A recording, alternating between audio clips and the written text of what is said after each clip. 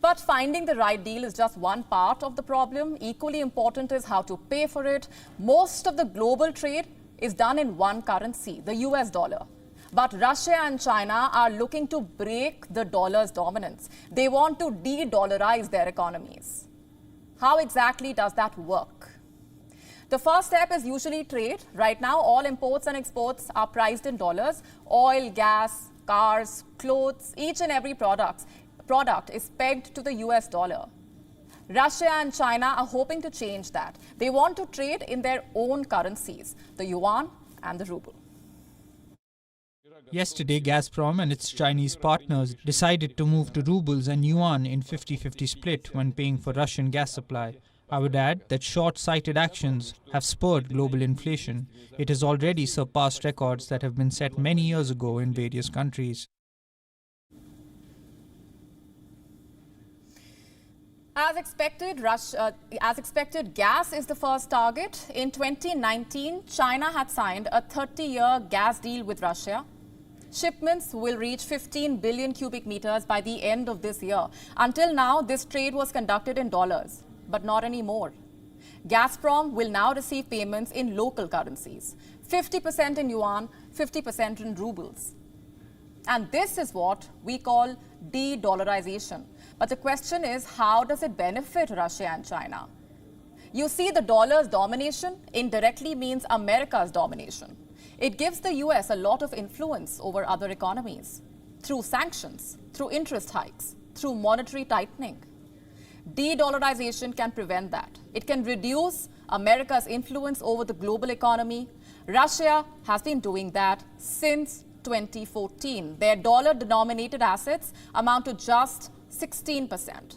In 2013, 95% of their trade with BRICS countries was done via dollars, and now less than 10%. So Russia has consciously made the effort to shun the US dollar, and China is doing the same. They have created a digital currency called e-yuan. They also have renminbi trading centers in Hong Kong, Singapore, Europe. You can see why it's a desirable prospect. The current oil boom is draining the forex reserves of most countries. Governments are dipping into their reserves to import oil.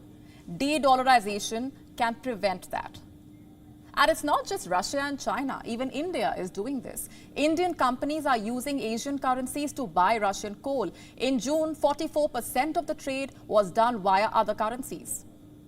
For India, this is purely financial. It's about securing the best deals. But for China and Russia, it is political. It's about challenging the US-led world order. China and Russia are looking to further integrate their economies. In June, yuan ruble trade rose to a 6-month high. Spot trading was worth around $48 billion. The question is, will it be enough to displace the dollar? Right now, the answer is no. The dollar's dominance dates back to the 1970s. That's when the US struck an oil deal with Saudi Arabia. The kingdom agreed that oil would be priced in dollars. And that is key to the dollar's preeminence. It has full convertibility. It is backed by the American economy and military, and is deeply integrated with the world economy. Let me give you some numbers here. 60% of all reserves held by central banks are in dollars. 70% of all trade is done in dollars. Changing that will be a long process.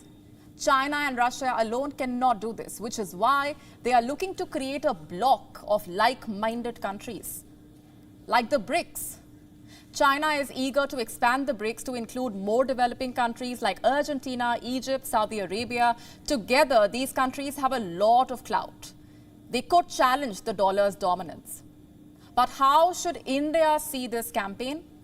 Well, trading in local currencies benefits India as well. Recently, the Reserve Bank of India permitted trade payments in the Indian rupee.